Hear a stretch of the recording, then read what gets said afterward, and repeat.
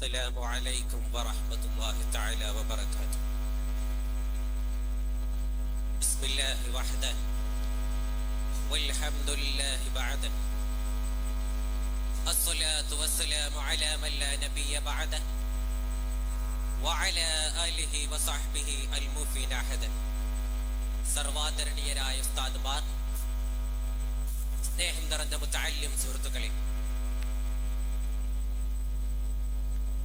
ഈ ഫെലീസിയയുടെ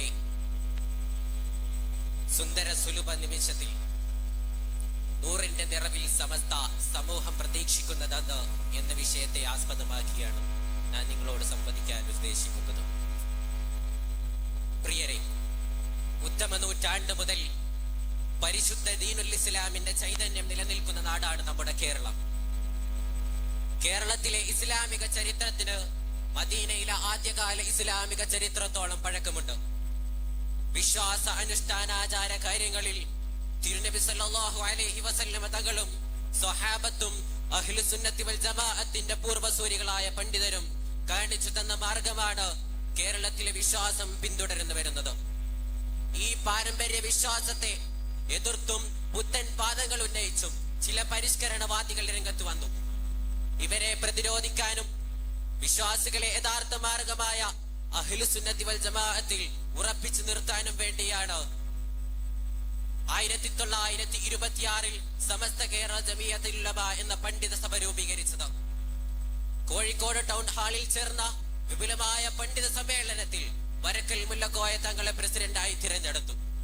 വരക്കൽ മുല്ലക്കോയ തങ്ങളും പാങ്കിൽ അഹമ്മദ് കുട്ടി മുസ്ലിയാരും അടങ്ങുന്ന പണ്ഡിതർ സമസ്തയുടെ സ്ഥാപിത ലക്ഷ്യം പൂർത്തിയാക്കുന്നതിന് വേണ്ടി കഠിനാധ്വാനം ചെയ്തിരുന്നു.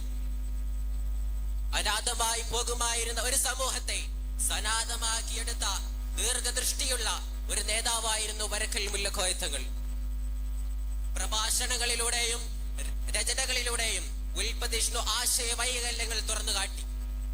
മദ്രസകളും ദറസുകളും ശരീഅത്ത് കോളേജുകളും നിർമ്മിച്ച് വൈജ്ഞാനിക മേഖലകളിൽ സമസ്ത വിപ്ലവങ്ങൾ സൃഷ്ടിച്ചു. അതിന്റെ ഫലമായല്ലേ മർകസുസ് സഖാഫത്തി സുന്നിയ, ജാമിയ സഅദിയ, ഇർഷാദിയ തുടങ്ങിയ ലോക പ്രശസ്ത സ്ഥാപനങ്ങൾ. കേരളത്തിന്റെ ജീവൽ മണ്ഡലങ്ങളിൽ ഇന്ന് കാണുന്ന വൻ പുരോഗതിയിൽ സമസ്തയുടെ പങ്ക് നിസ്തുല്യമാണ്. പ്രവർത്തനങ്ങൾ വ്യാപിച്ചപ്പോൾ യുവജന സംഘടനയും വിദ്യാഭ്യാസ ബോർഡും അധ്യാപക സംഘടനയും വിദ്യാർത്ഥി സംഘടനയും എല്ലാം നിലവിൽ വന്നു.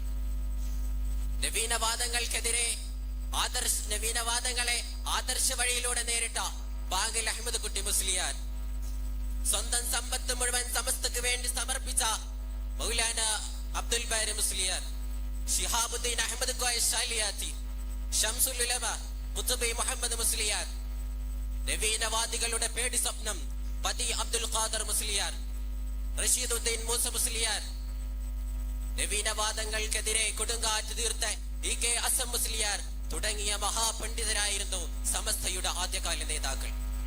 എന്നാൽ സമസ്തയുടെ സ്ഥാപിത ലക്ഷ്യത്തിൽ നിന്ന് ചില പണ്ഡിതരുടെ പിന്തിരിച്ചലിന്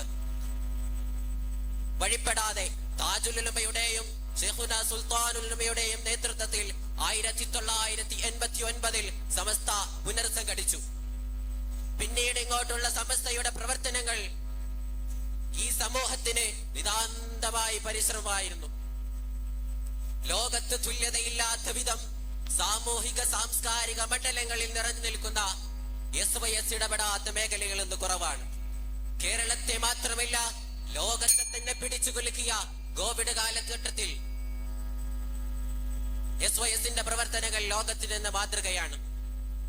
കേരള ഗവൺമെന്റിന് പോലും മുന്നോട്ട് വെക്കാൻ കഴിയാതിരുന്ന നോളജ് സിറ്റി സമസ്തയുടെ ചരിത്രത്തിലെ നാഴികക്കല്ലാണ്.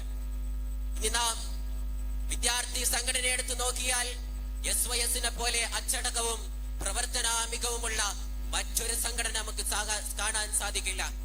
പിന്നിട്ട 100 സംവത്സരങ്ങളിലേക്ക് തിരിഞ്ഞു നോക്കിയാൽ ജനമനസ്സുകളിൽ കർമ്മധീരത കൊണ്ട് തിളങ്ങി നിൽക്കുന്ന ഒരു സംഘടനയാണ് സമസ്ത. ഇതര മത നേതൃത്വത്തിൽ പോലും അമ്പരപ്പ് സൃഷ്ടിച്ചിട്ടുണ്ട് എന്ന് മാത്രം ഓർമ്മപ്പെടുത്തി എന്റെ വാക്കുകൾക്ക് നിരശികളെ വീഴ്ത്തി ഞാൻ നിർത്തുന്നു. അസ്സലാമു അലൈക്കും വറഹ്മത്തുള്ളാഹി.